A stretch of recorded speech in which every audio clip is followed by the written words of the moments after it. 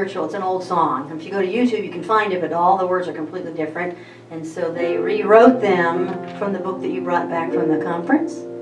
Right? Is that where it came from? Right. So anyway, we changed a few words and fiddled with it ourselves even again. So, okay. Hit it, Rick. Here we go.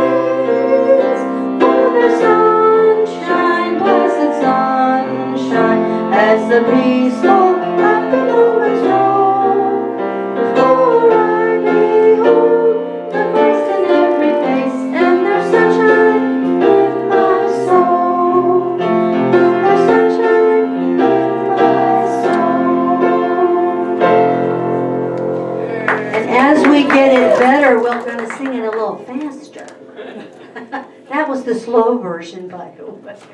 So we'll see.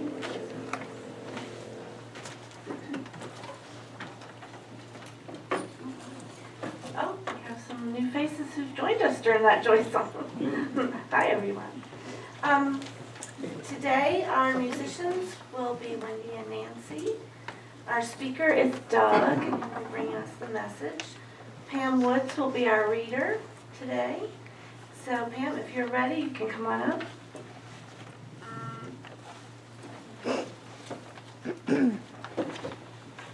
Good morning, friends. Good morning. Good morning.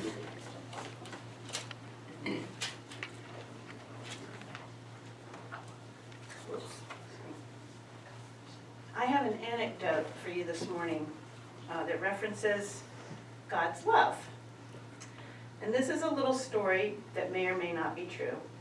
But it takes place back during when Martin Luther was having his Bible printed in Germany. And it's a story of how the printer's daughter found love. No one had told her about Jesus, and the only emotion she had about God was one of fear.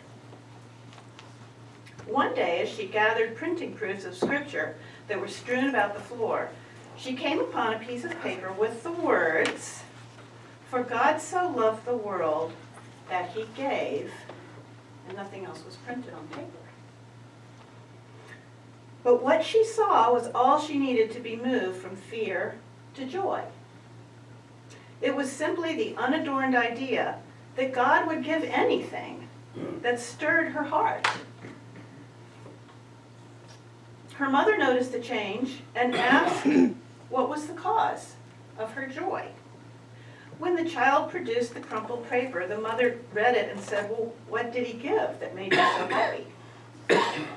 And the child said, "I don't know, but if God gave us anything out of simple love, I don't see why God should be feared." And I found a couple of little pieces of salt and pepper for that story. And these come from Mary Baker Eddy. God is universal, confined to no spot, defined by no dogma, appropriated by no sect. God is love. Can we ask for more? Can we inform the infinite mind of anything not already known? Do we expect to change perfection? Shall we plead for more at the open fount, which pours forth more than we are accepting? And I got from this that, no, maybe not, but we can pay attention to the scraps that we find on the floor and make our connections to God.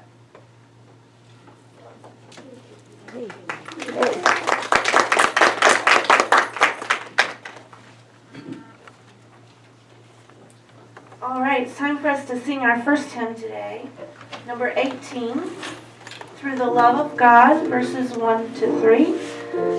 That's number 18 in your hymnal, Through the Love of God, and we'll sing verses 1 to 3. So rise when you're ready.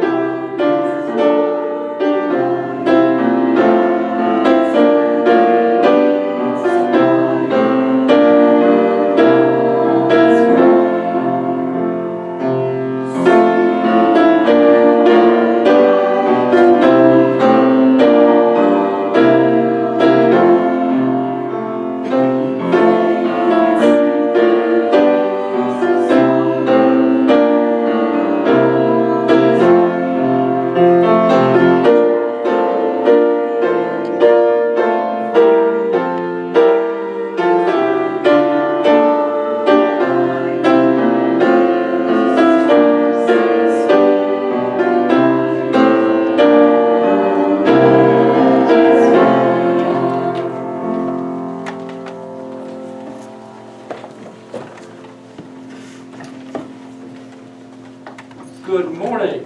Good morning. So glad we're all together so we can celebrate Sunday together, God's Day. Today, the time now is for our Bible verse, and it's going to be on trust. Oh, what a hard topic trust is for us. It's a hard one for me. I don't know about you. But I'm going to sort of build a sandwich. You know how you take a sandwich and we'll make a chicken salad sandwich, and we'll put the bread here, and we'll put a little mayonnaise on it, and some chicken salad, and we'll put the other bread on top of it to make our sandwich. And so that's what this Bible verse is going to be about. And I will start it off by sharing a story with you. This will sort of set it up.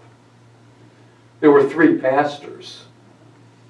And the 3 pastors were getting together, and they were talking about what a good job we do for our congregants. You know, we're always there for them.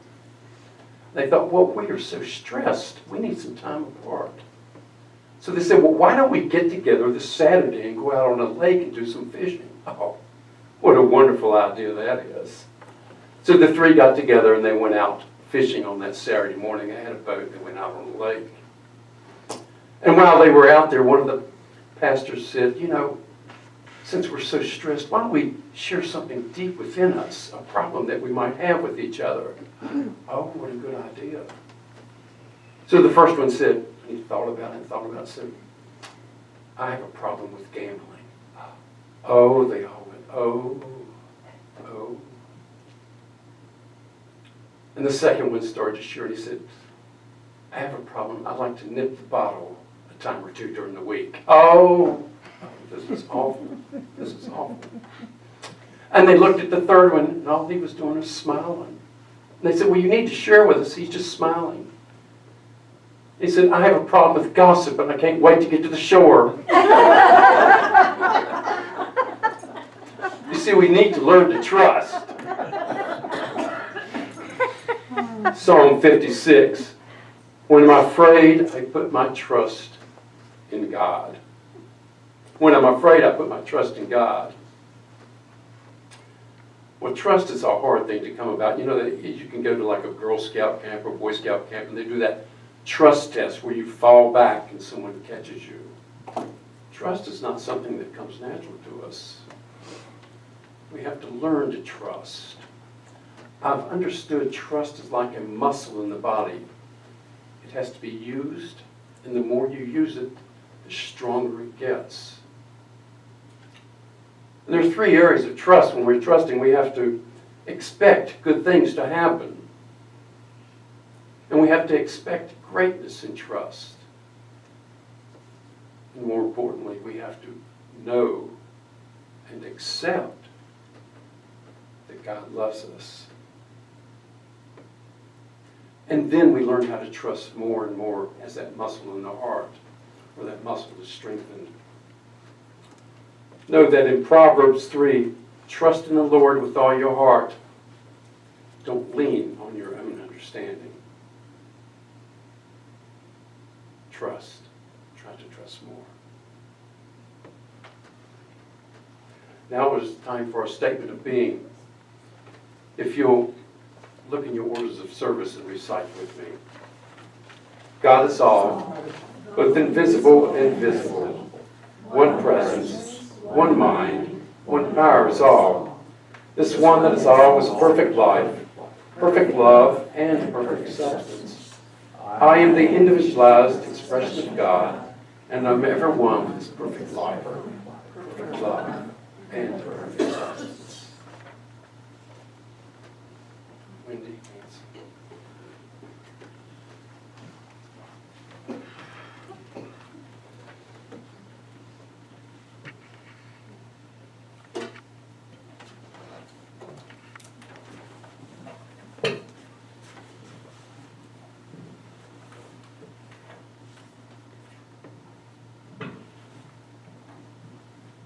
A little surprise this morning. There's 2 of us. There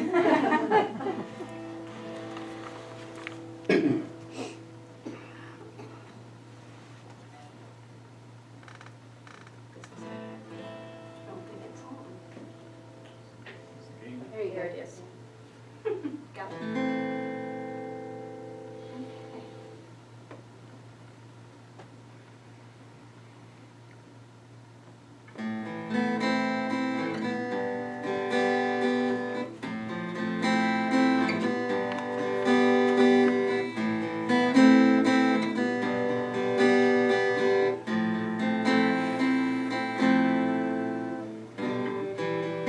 We are connected by the heart. Where do you end and where do I start? Anything you pray for, if fear is in your way, I am here to listen to anything you need to say. Your prayer is my prayer too. Your prayer is my prayer too. Whatever you feel, I feel too. You're a part of me and I'm a part of you. Your prayer is my prayer too. My prayer too.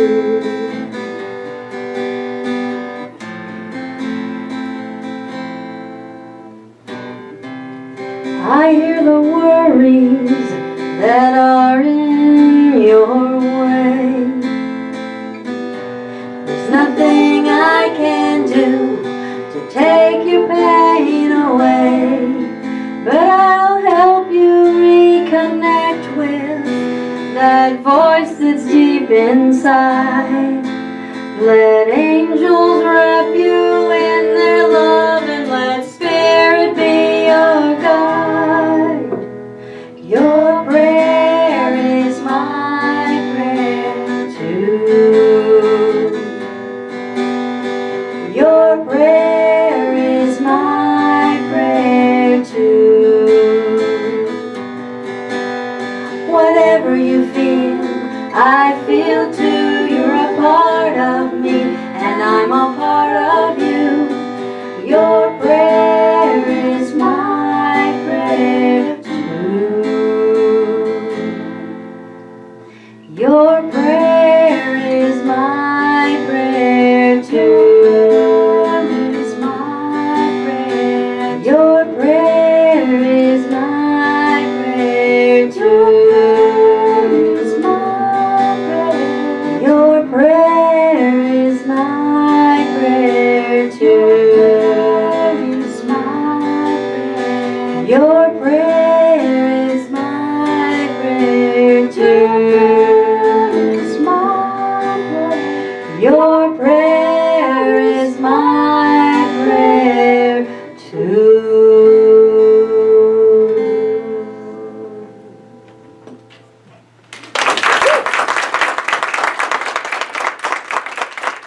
Somebody wanted to know what our name is? It's the Hot Flashes.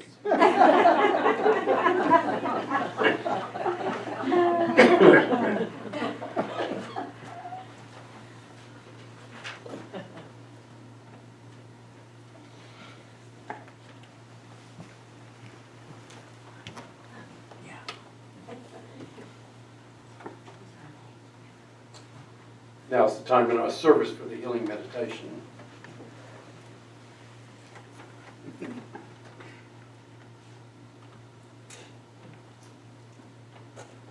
I invite you to get comfortable in your seat.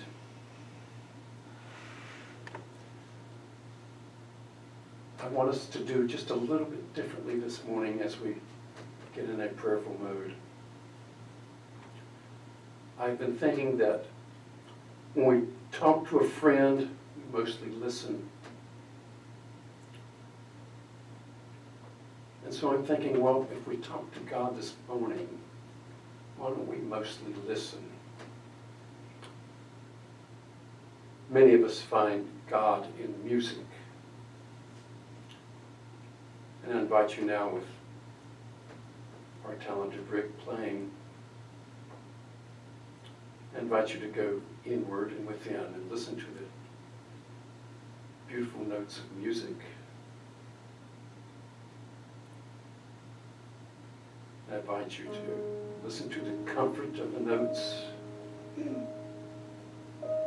and the passion of the notes.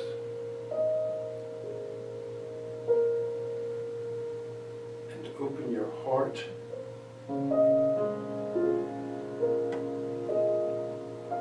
and let's listen to God for the next 2 to 3 minutes. I invite you silently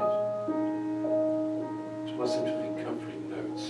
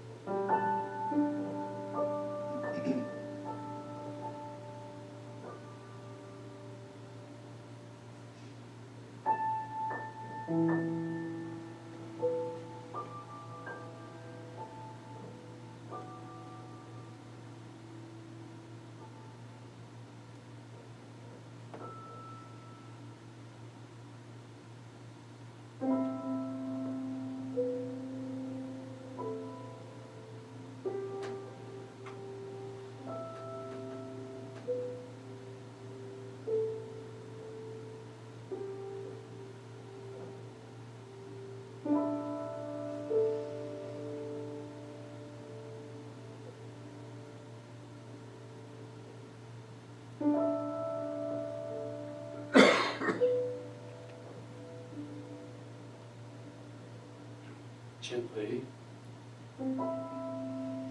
gently bring yourself back to this room.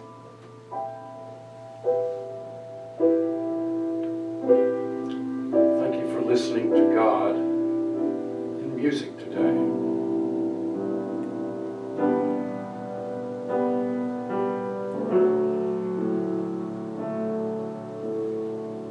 May the service bless each of us with an uplifted heart, comfort, feel a need. Thank you for the music.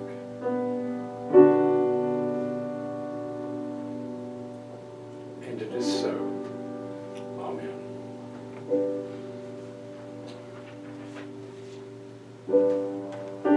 While we're in a prayerful mood, if you'll recite the Lord's Prayer with me.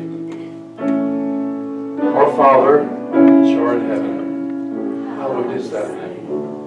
Thy kingdom come, thy will is done on earth as it is in heaven. Thou givest us this day our daily bread. Thou forgive us our trespasses, as we forgive those who trespass against us. Thou leadest us not into temptation, but dost deliver us from all evil. For thine is the kingdom, and the power, and the glory, forever. Amen.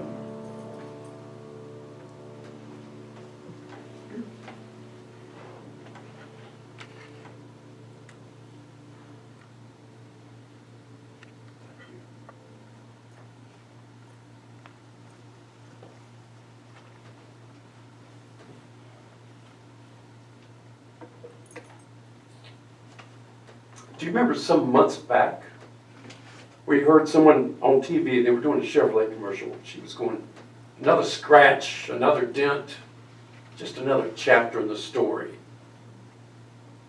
Another scratch, another dent, another chapter in the story. And they were touting how tough the Chevrolet pickup was.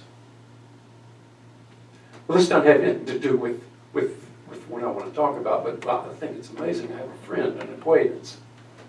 He was looking for a pickup not long ago, a used pickup. So he looked all around. He said, well, Doc, I'm going to Magic City Ford and look. And he did. He said, I found the pickup I want. It's got the bells and whistles on it. It's great. But then I looked at the sticker price. It was over $100,000. And I said to him, I said, you know, I'd rather buy a house. I don't know. Another scratch, another dent. Just another chapter in the story. We'll be talking about newness. And I can see that lady, as she's talking, she's taking that big book of life and that heavy parchment paper, she's turning the chapter over for another day. Another day, some more newness.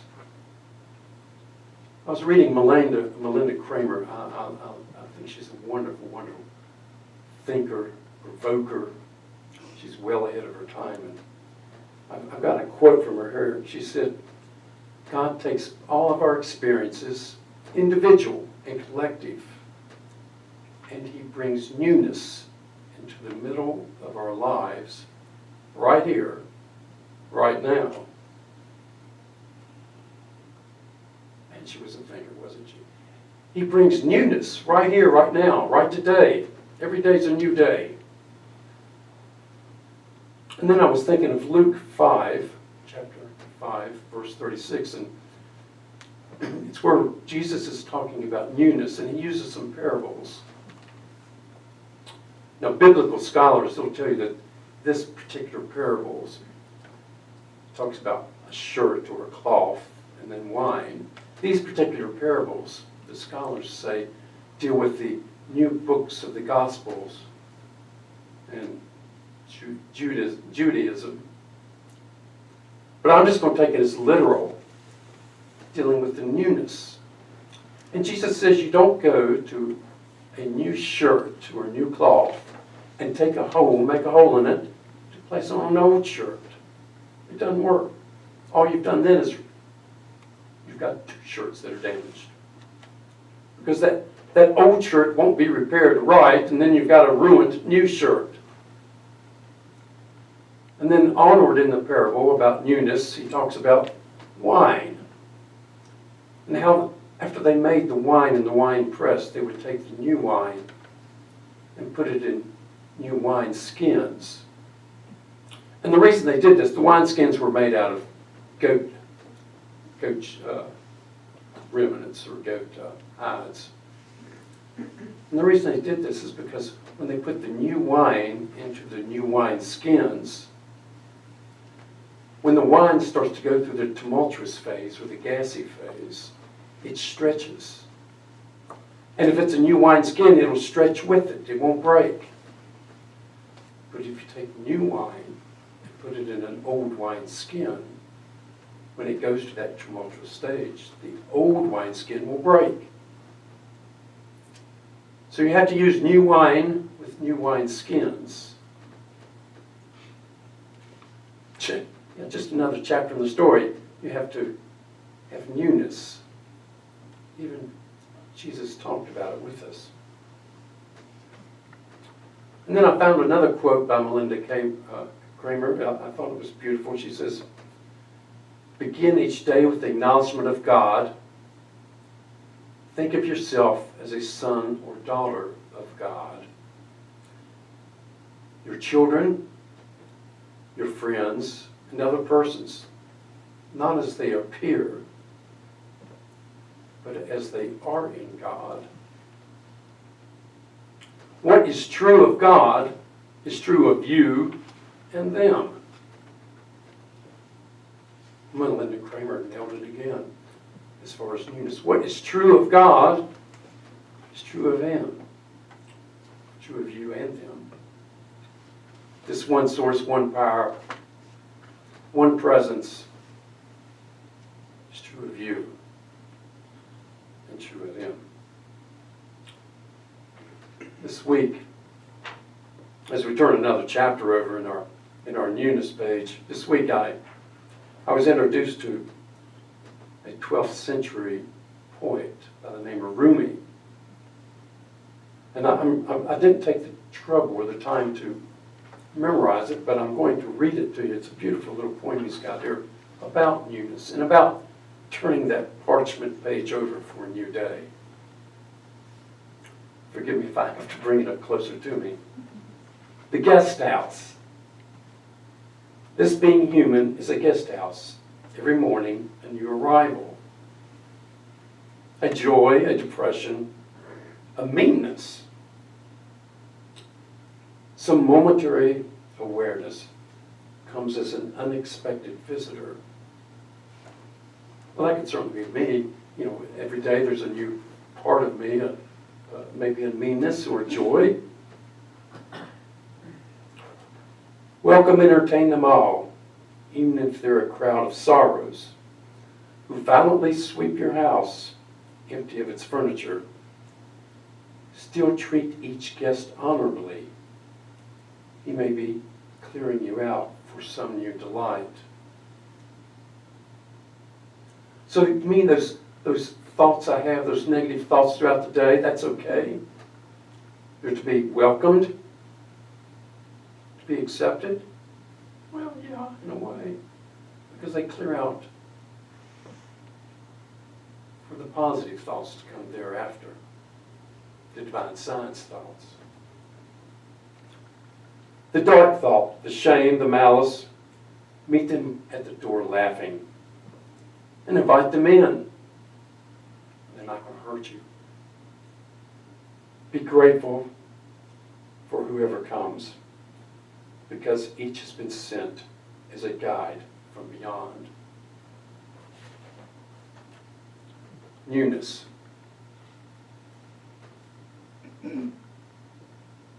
What is true of God is true of you and to me. Here, we're going to turn that page again. We're going to go to another part of newness.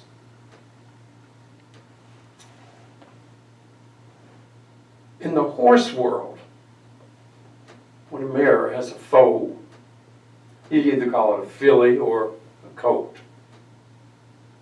You know the difference. Now, if you're a redneck, you'll call them all colts. They just do that.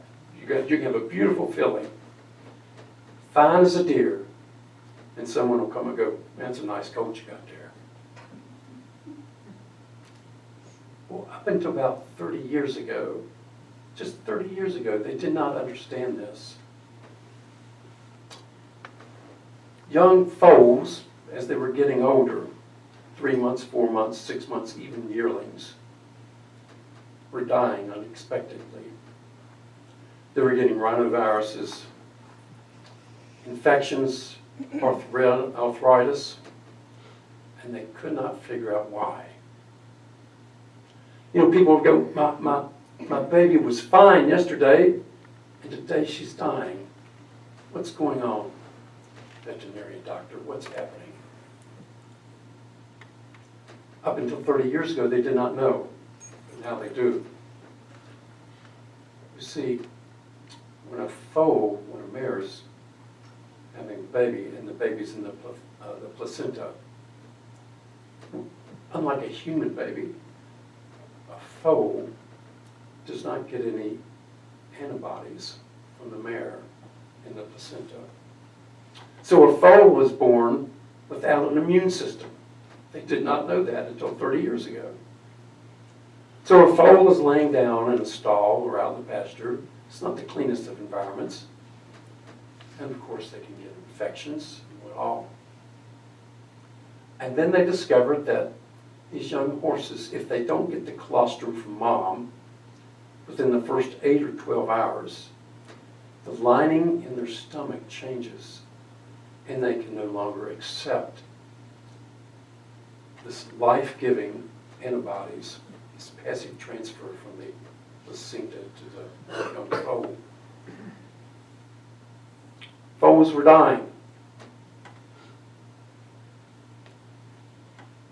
And they had to discover that it took, the foal could only accept the colostrum for 8 to 12 hours.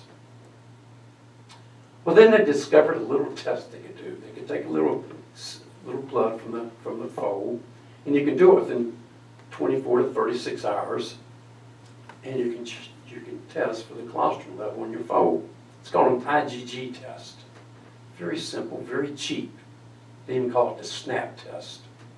So you just take a drop of blood and you put it on a little thing, and it's mixed with a chemical. And if it turns nice and blue, they have it shaded beside it. If it turns that blue, your foal has gotten enough colostrum and will go on to be a healthy foal. A cheap test. And they did not know about this until the last 30 years. The newness. The foal has to have the colostrum that's missing. And we have to have nourishment too. We have to have nourishment too. Come with me, I'm going to turn the page one more time.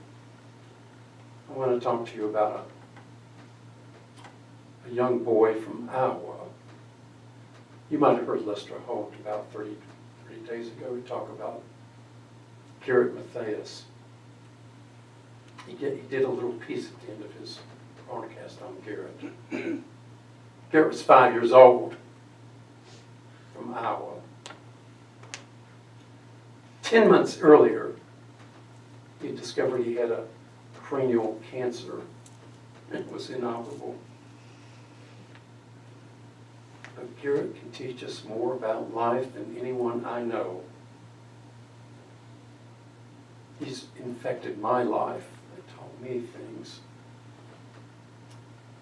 You see, Garrett, he would talk to his parents, and when he was in the hospital, he wasn't your normal patient. He didn't like to wear shorts or pants. He liked to wear his underpants. So they called him in the hospital, they called him Garrett Underpants. He wanted to grow up to be a professional boxer, and he had his own name. He called himself the Great Garrett Underpants. You see, he didn't care about what kind of clothes he had. He didn't care what the car he drove or what college he went to. That wasn't important to him. He showed us just how he lived in a short life, about how to live a life of newness and celebration. He said, I want 5 bouncy houses at my funeral because I'm 5 years old. I want face painting, cotton candy, and snow cones. And they did that. Garrett in the hospital, he was known as a prankster. He had a whoopee cushion he would slide up under the doctors. And he had clothespins he would put on the nurses' uniforms when they came around. He was quite the character.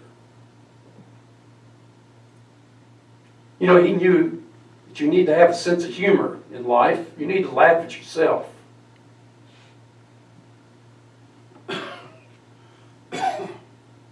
You need to be willing to laugh with friends about jokes and share things and share smiles and friendship. He knew that. One day his granddad came in to visit him. At this point, Garrett was immobile. His cancer had moved to his spine. Here's what this 5-year-old boy said. He said, Granddaddy, take this seat over here. It's more comfortable for you. He's 5 years old, and he's thinking of other people. Can't I learn from that? Can't you learn from that?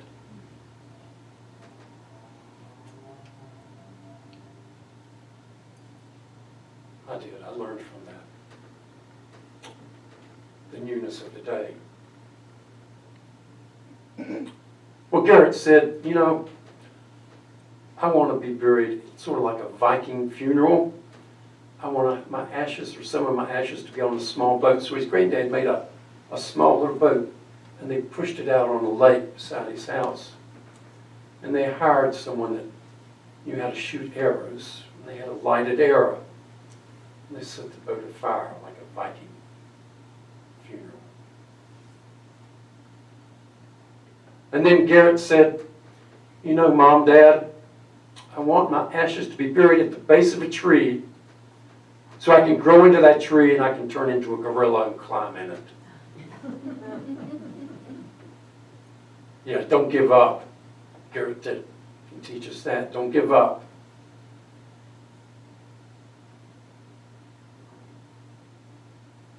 And I think Garrett sort of summed it all up with his personality. He said, on the obituary, he said at the very end, see you later, suckers.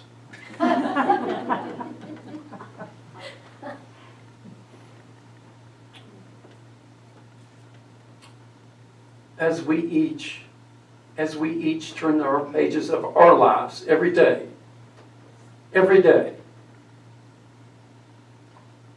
acknowledge God and acknowledge what is true in God is true of you and you and me.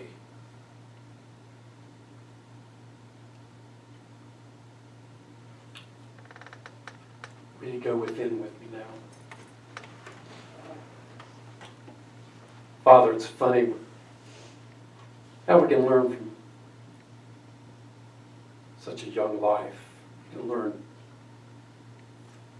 how that we are to celebrate the newness of each life and the newness of each day and acknowledge you each day.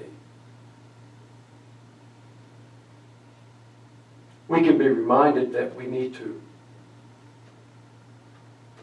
smile more, laugh more, joke with others more, We can be kind to others more.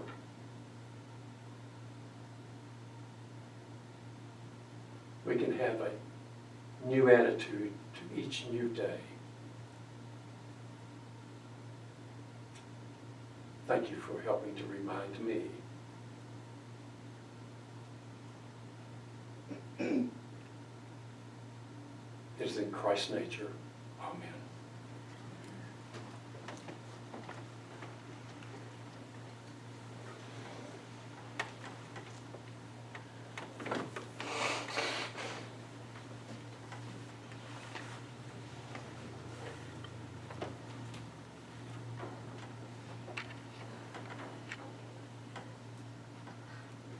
I'm going to try a song here. I'm going to try a song that Nancy told me about.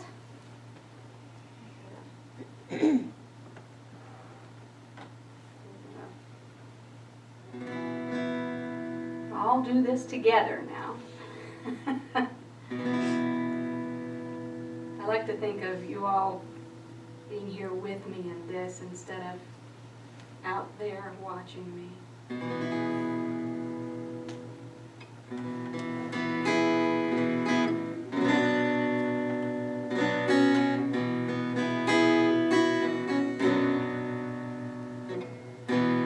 I let it go. I release the thing I'm clinging to. I release what's holding me, and I'm falling into God's love. I let it be. There's nothing more I need to do, nothing more to say, and I'm falling into God's love. I feel the Spirit holding me, and it is lifting me on high. I rise on a power I can't see, and on the wings of love I fly.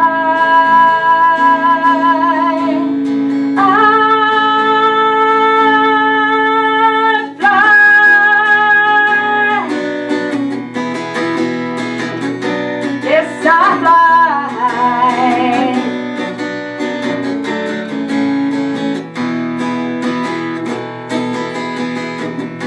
I let it go. Release the thing I'm clinging to. I release what's holding me, and I'm falling into God's love. I let it be.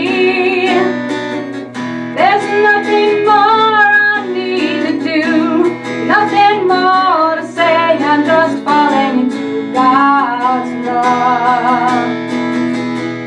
I feel the Spirit holding me, and it is lifting me on high. I rise on a power I can't see,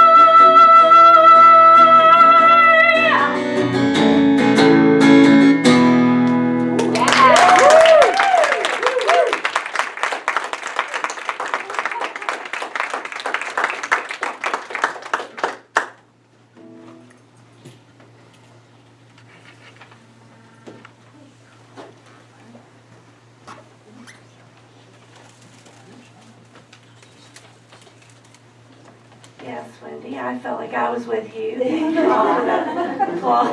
was fabulous.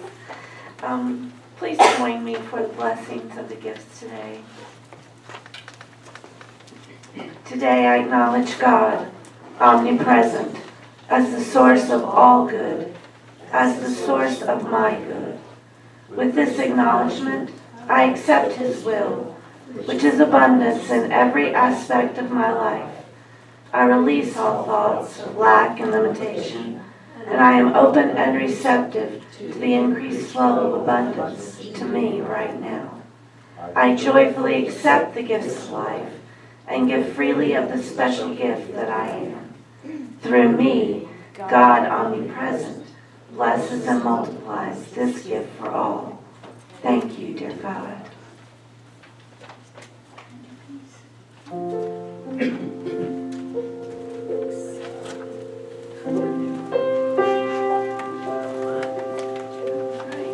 Take this moment to turn to someone and thank them for the special gift that they are today. Thank you.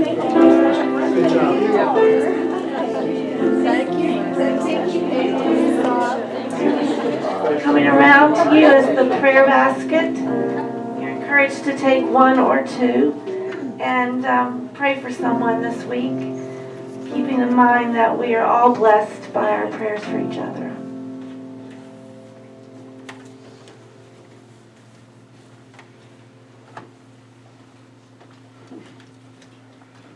Good morning.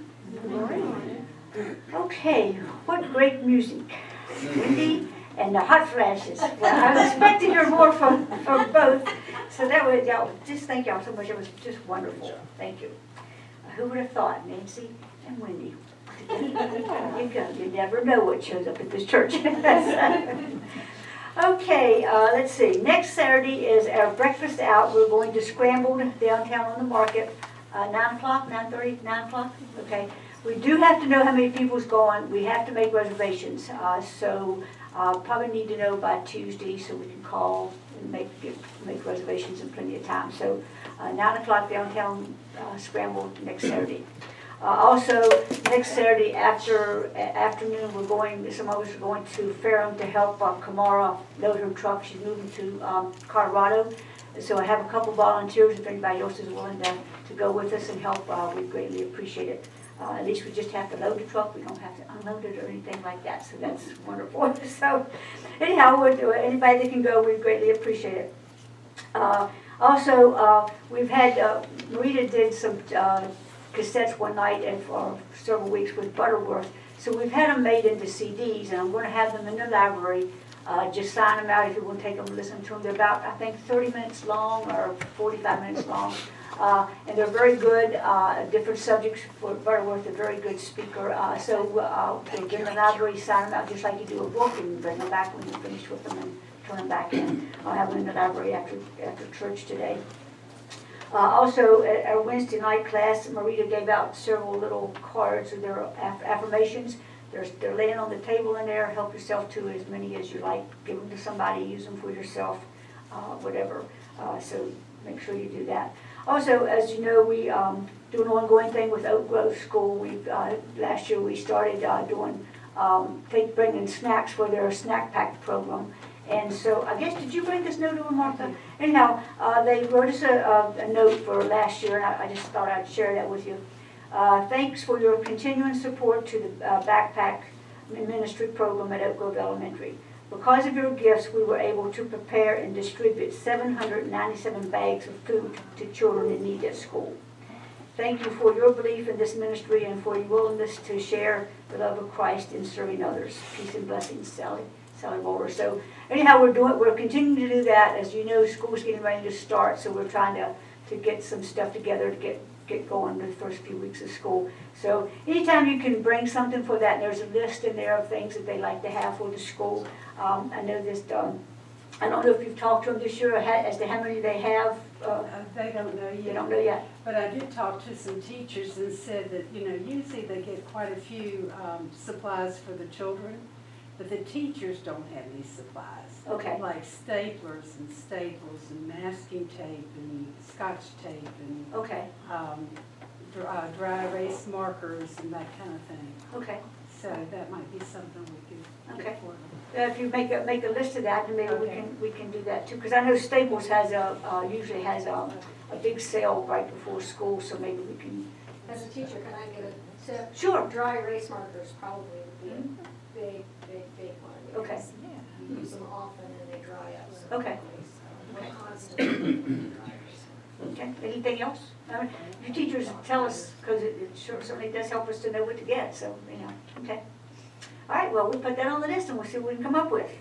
Okay, let's see if I got everything. I got so many things going on here this morning, trying to do all these. Seems like there was something else I needed to talk about, but evidently not. Also, the flowers this week are for Melanie's birthday. I know it's a little early, but I think you needed them today, so I'm giving them to you today instead of 2 weeks from now. So happy birthday. So, okay, I think that's it. Is there anything you want us to do, Maria? No. Okay, all right. How about Zoom? Oh, yeah. Well, I was going to wait till after we do it Wednesday night, make sure it's working and everything. But I'm going to give EJ the information. So after we're working on a thing that for our Wednesday night class, that if you can't come, you can maybe click into it and watch it or listen to it and be involved in it. Maybe even if you couldn't stay for the whole hour or whatever. But we'll have all the information. I'm going to test it on EJ this week, and if it all works, then I'll have all the information next week for everybody. Anybody who wants to do it.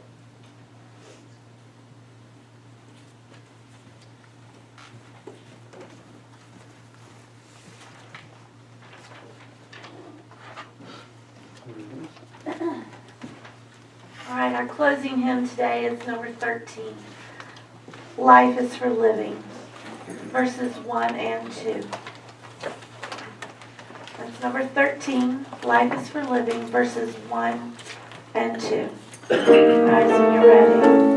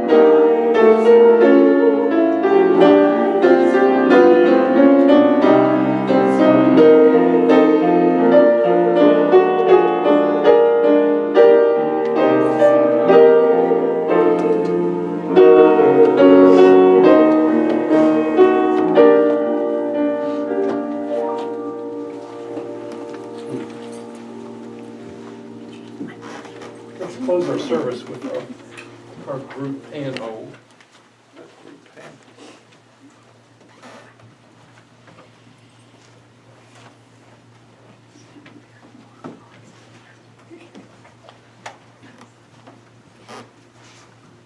Thank you, dear God, for a wonderful service today. Thank you for the music that it inspired us and went through our hearts and helped us soar like the birds that we should be. Thank you, Father, for all. Bless this coming week. It is in your name. Amen. Amen.